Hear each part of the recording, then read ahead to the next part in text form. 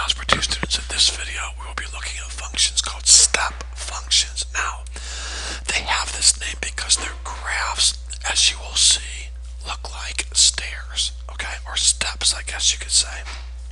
Step functions is your heading. Please copy that in your notes. And the lesson number is lesson 6.4 part 2, okay? Step functions, lesson 6.4 part 2. Be sure and write down today's date. Write down today's date, okay? Alright, let's continue on. Now, in part 1 of lesson 6.4, we looked at piecewise functions, okay? And obviously, today we are looking at step functions, okay? Now, both of these functions, piecewise and step, are called compound functions, just so you know. So we've looked at two types of compound functions, piecewise and step, or we will be looking at step functions today. Okay, students, I'm back. I had to pause the video. So anyways, here is an example of a step function, okay? Here is an example of a step function. Please copy this in your notes, alright? Please copy that in your notes. And actually, I probably should have made those numbers a little bigger, but hopefully you can see those on your screen. Okay, I'm just pausing a second while you copy this down. Now, there's really not a lot to say about this, except you're probably thinking that it looks like a piecewise function, and to an extent you're correct. There are 4 pieces. 1, 2, 3, 4. So, to be honest with you, you could probably call this a piecewise function. You could say that a step function is a type of piecewise function. That would be totally accurate and fine to say, okay?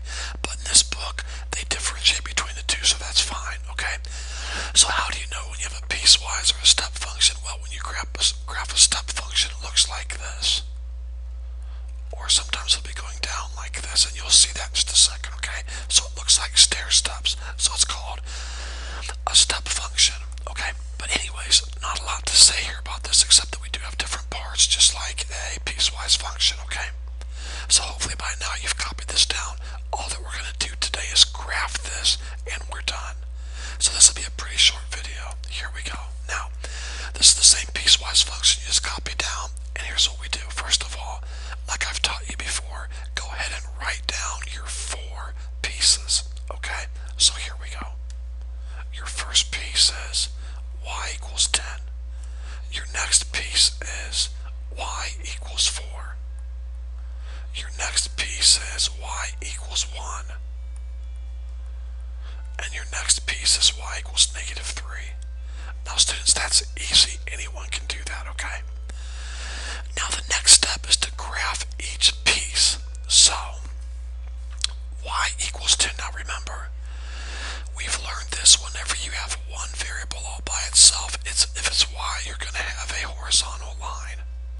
If it's x all by itself with no y variable in the equation, you're going to have a vertical line, okay? Now,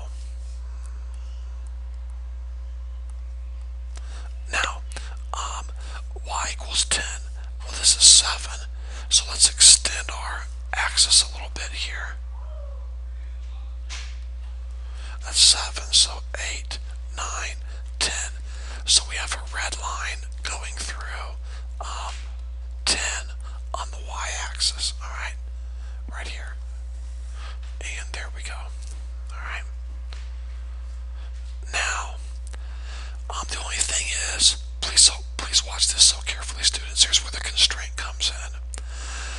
This line only exists between 0 and 1 on the x-axis. So, here's 0 on the x-axis, here's 1. So the line only exists from here to here. Do you see that? From 0 to 1. So we go up to the red line, and we shrink it all the way down. So that's from 0 to 1. There we go. 0 to 1. That's it, guys. That's it. Let's try another one. The next part is y equals 4. So y is all by itself. There's no x variable, so we know it's going to be a horizontal line going through 4. So here we go. 1, 2, 3, 4. So there's your line right there. Now look at the constraint right here. There's the constraint. X has to fall between 1 and 2. And by the way, I made a mistake and I apologize, guys. Very sorry. Look at this. It's equal here, is it not? But here it's not equal to 1. So really right here, there should be a hole in the graph right here. Now here, it's defined. That's a solid, that's a closed point because we have an equal sign. That's my fault, okay? Now, let's go back to this line here, y equals 4. The constraint runs between 1 and 2. So that means it's going to run between 1 and 2 on the x-axis. So that piece right there. Alright, so here we go.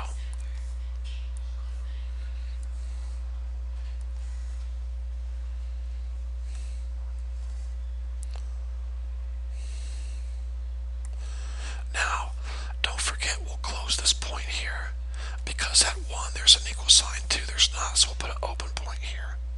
Okay, alright, moving on. Y equals 1. So we draw a line through, horizontal line through y equals 1 like that, okay? Then we're going to shrink the line from, we're going to shrink it, the domain or the constraint for x is between 2 and 3. So that would be between, right here, between, here's 2 and here's 3, so that section right there on the line, alright? So here we go.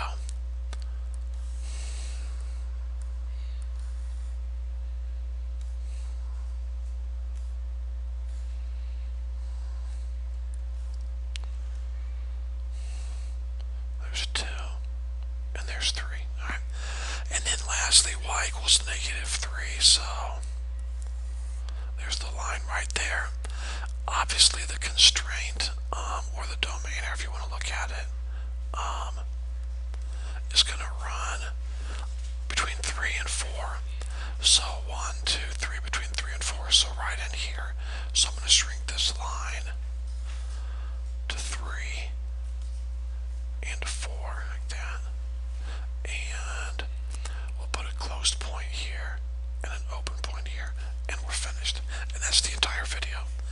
So guys, these are pretty simple, okay? Look, you write your 4 pieces. 1, 2, 3, 4. Write your 4 pieces here. They're all going to be horizontal lines going across like this. And then you simply